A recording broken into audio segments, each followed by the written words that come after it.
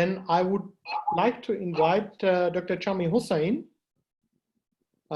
who is one of the, I can say, pioneers of wind power in India, one of the first who started working on wind energy in 1985. That's 35 years. That is older than some of us are here. He's had many different positions in the wind sector. He worked for several companies. He worked many years also for the Indian Wind Energy Association. He's now the president of the Indian Renewable Energy Welfare Society, which is an organization that, that brings together the people working in the industry. He's a technical chair and vice president of WWA.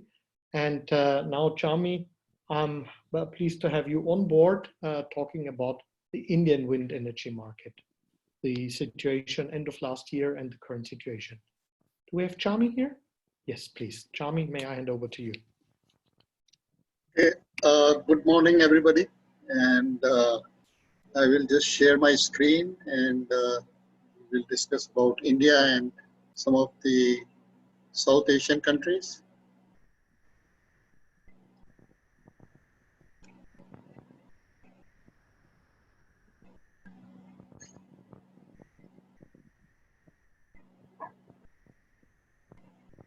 You can see the screen? Yes, perfect. Okay. So my talk is on wind energy in South Asia and ASEAN region. Very little about that, and then more in detail about India. And these are the contents. So if we look at the region, we have some of the countries which are sort of little less known in wind energy compared to China, India. So in this region we have Vietnam, Thailand, Sri Lanka, Pakistan, Indonesia, Philippines. Some of these countries, very little activities have happened in the past, but in the recent times, there is an increase in the installed capacities. But as you see, India is still very tall here in this region with roughly 37 gigawatt of wind power installed. So I have a different graph for other countries. And so if you see Vietnam, they have set up nearly 388 megawatt of installed capacity. We have Thailand, 1538 megawatt. Sri Lanka, around 128 megawatt. Sri Lanka has been active for a long time in wind energy, but being a small nation, they have somewhat smaller capacity, though they have some very good sites in Sri Lanka. Pakistan has, in very recent years, started up, and now they are something like 1239 megawatts. Indonesia, again, they are looking at wind energy and exploring more, but at the moment they have something like 142 megawatts installed. Philippines 427, and you'll find it interesting that a very small country, Bhutan, also have 0.6 megawatt small capacity of grid-connected wind farm in Bhutan. So I hope these countries use more and more of wind energy in future. Some of the other countries which are still exploring are Bangladesh, and more of it in Indonesia and Bhutan. Then we come to India, and this is the installations from 1994 till recent 2020. We have something like 37 gigawatt of installed capacity. You see these two blocks of years. The one is when we had FIT, the red block is when we had the FIT feed-in tariff, and things were fine, and they've grown steadily to something like 30 gigawatt capacity was installed under this period. Then there is a change of policy, and we have competitive bidding. When there is somewhat slowdown, and also there is a major transition both from the policy perspective and also from the industry perspective in India. These are our annual installations. And you see in one of the years in 2017, we added more than 5 gigawatt of wind power. But we are down again, and last year was reasonably okay. We have added something like 2 point some gigawatts of capacity. And in the coming year, now this year again, because of the COVID, the installations are going to be delayed. They may be delayed by 3 to 6 months, depending on how it goes. But yes, there is, as in China, they have also got the deadlines extended for 3 to 6 months for the new projects.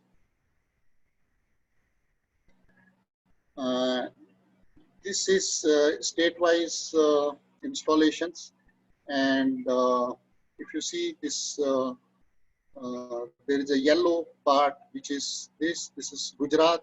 So in the last 1 year or 2 years, Gujarat is where most of the wind farm capacity has come up under the competitive bidding, and also in Tamil Nadu. These are the 2 states where the major installations have happened in the last 2-3 years. Otherwise, it was happening in all the other states because there was a feed-in tariff. But with the competitive bidding, now it is mostly Gujarat and Tamil Nadu where the installations are coming up. So as we say, there has been a transition in the policy framework, and this has been a major thing which has happened in India, because right since 2002 till 2017, many years, there was a policy of feed-in tariff, where every state in India would set up a feed-in tariff mechanism according to what were the wind resources in that state, and it varied from the state to other. It just varied from state to state. And in the process, we added something like 30 gigawatt of installed capacity. The going was good, and I think generally very good investments have happened during this period. The industry was doing very well. The manufacturing was doing very well. The total installed capacity, total manufacturing capacity was around 10 gigawatt that we could manufacture in India. And but now after 2017, a new policy framework got introduced, that is competitive bidding. And more recently, now there is a competitive bidding with a pricing cap. And this bidding is on the tariff, at what electricity the IPP would supply electricity. And the competitive bids are organized by states, center, and the government-owned companies like PSUs, the public sector utility companies like National Thermal Power Corporation and Hydropower Corporation, like that, so on and so forth. And this has resulted in an interesting drop in tariffs. The tariffs were earlier something like 3.5 to almost 5 rupees per kilowatt hour, and now it is more than. Now it is less than 2.8 and around 2.45 kilowatt hour.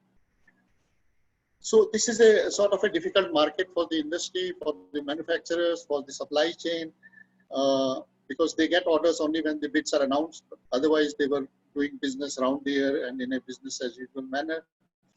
And also because of the reduced tariff, there is a cost pressure, and the profitability is immensely reduced all along the supply chain. And many of the medium and small enterprises and industry investors who are very active in this market, like companies setting up wind power projects for captive purposes and things like that, have exited the market because the minimum size of the project that you can have under the competitive bidding is something like 50 to 100 megawatt. You can't have less than that. And that means that many investors are out of the picture. Indian manufacturers had a difficult time, and quite a few have closed down. Hossain, which is the major wind manufacturing company, has faced survival issues, and lower tariffs have meant. But the positive side is that when the tariffs got low, the discoms which purchase electricity, the utilities, they accept it. there is greater acceptance for wind power now, and they are fine with wind energy. Otherwise, there were issues.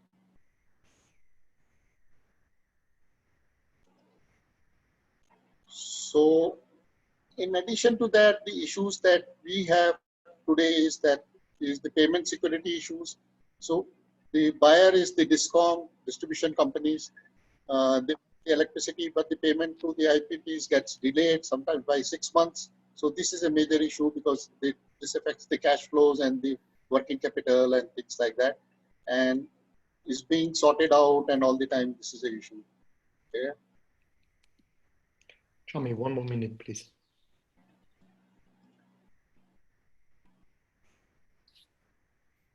So more or less, this is what it is. Lower tariffs have meant greater acceptance for wind power among the DISCOMs.